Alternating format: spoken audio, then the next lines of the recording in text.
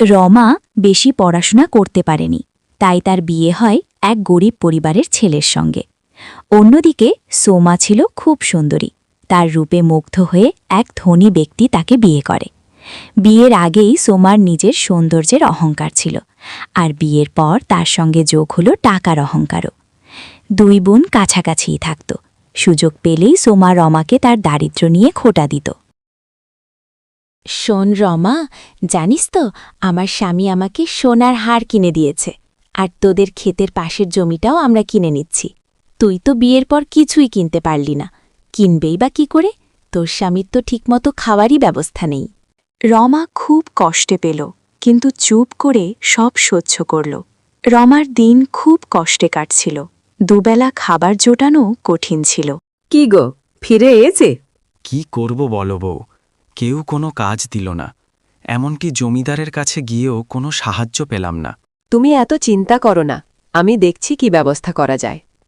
রমা বাধ্য হয়ে সোমার কাছে সাহায্য চাইতে গেল।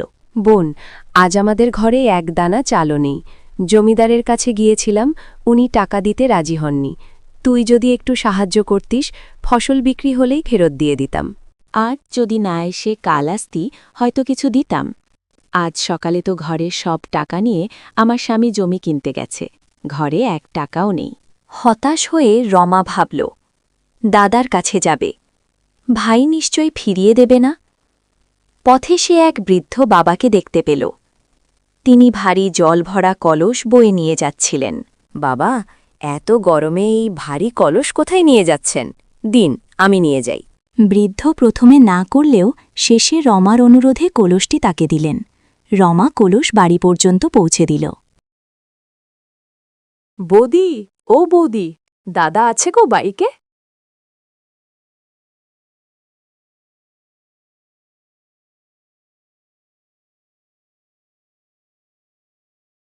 না, তোমার দাদা বাড়ি নেই। কেন, কি হয়েছে আমাকে বলো। আসলে আমার ভীষণ টাকার দরকার বৌদি, তবে চিন্তা করো না, সময় মতো সেই টাকা আমি ঠিক ফেরত দিয়ে দেব। তোমার কি মনে হয় রমা আমরা দানশালা খুলে বসেছি? যখন তখন ভিক্ষা করতে চলে আসো এ বাড়িতে?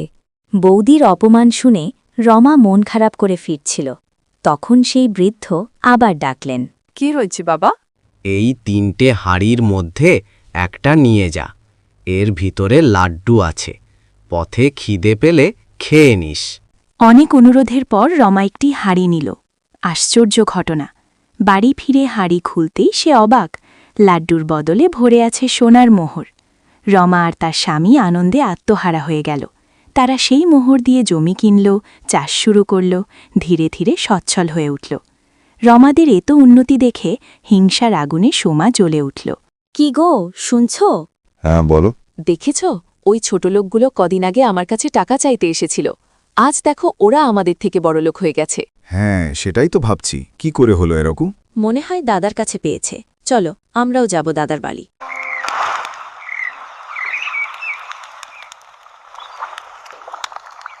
পরদিন সে স্বামীকে নিয়ে দাদার বাড়ি গেল।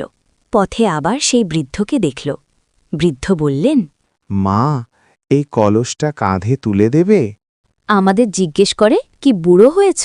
নিজেই তো হয়েছ, আমাদের চাকর ভাবছ তোমার? যত সব ভিকিরির দল। তারা সাহায্য না করে চলে গেল। কি গো দাদা, বৌদি তো বলল ওরা কিছু জানে না, রমাদের বড়লোক হবার পেছনে কিছু। ফিরে আসার পথে তৃষ্ণায় কষ্ট পেয়ে তারা বৃদ্ধের কুঁড়ে ঘরে জল চাইতে গেল। বৃদ্ধ জল দিলেন। কথায় কথায় সোমা জানতে চাইল তার বোনের ধন সম্পদের রহস্য। বৃদ্ধ বললেন, ও তাহলে এই ব্যাপার, এই হাড়ির জন্য ওরা এত বড়লোক হয়েছে। তাহলে এই হাড়ি আমারও চাই।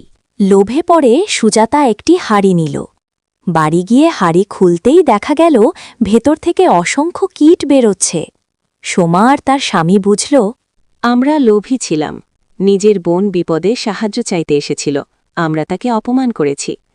খারাপ কর্ম করে ভালো ফল আশা করা যায় না। তাদের খুব অনুতাপ হল।